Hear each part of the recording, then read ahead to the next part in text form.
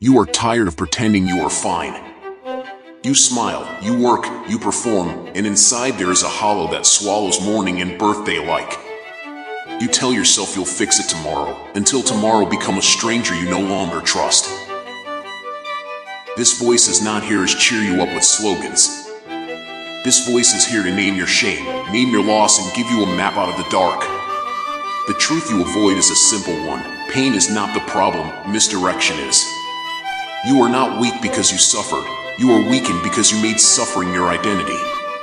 We live in an era built for distraction. Attention is monetized, anxiety is packaged as news, and every comfort is a velvet trap. Jung called the shadow what you refuse to see in yourself.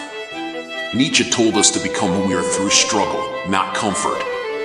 Marcus Aurelius asked what is within your control and what is not.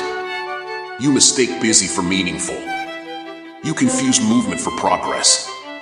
You let small impulses, pleasure, avoidance, the easy scroll, decide the shape of your life.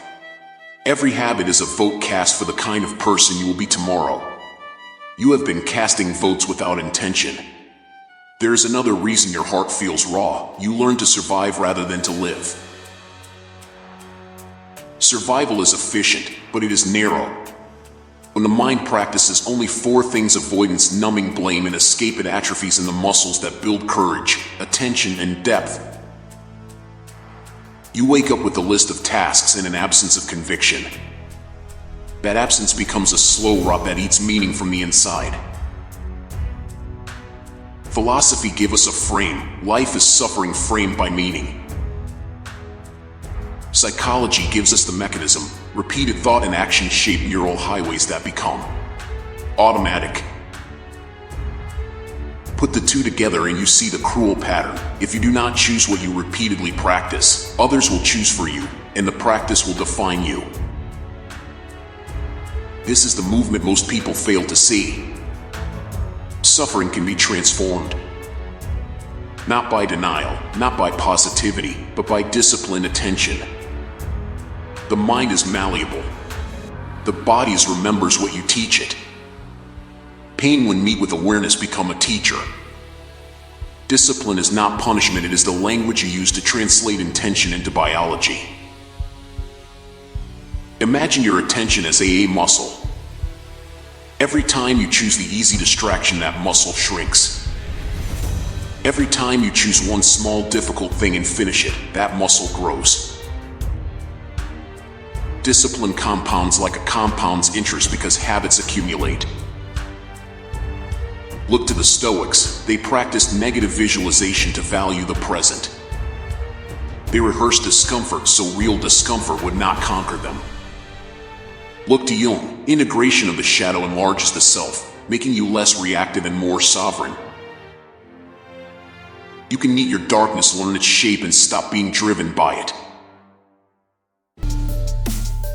This is not promise of instant joy. This is the promise of slow heart growth that becomes unshakable strength. Start very small. Choose one exact action you will do every morning for 30 days. Make it literal. 5 minutes of focused breathing, 10 minutes of deliberate reading, 1 page written without editing. Protect the first hours of your days as ID your future depends on it, because it does. Log your tiny whys. A mark on a calendar, convert abstract intention into visible proof. When you can't do more, do less, but do it perfectly.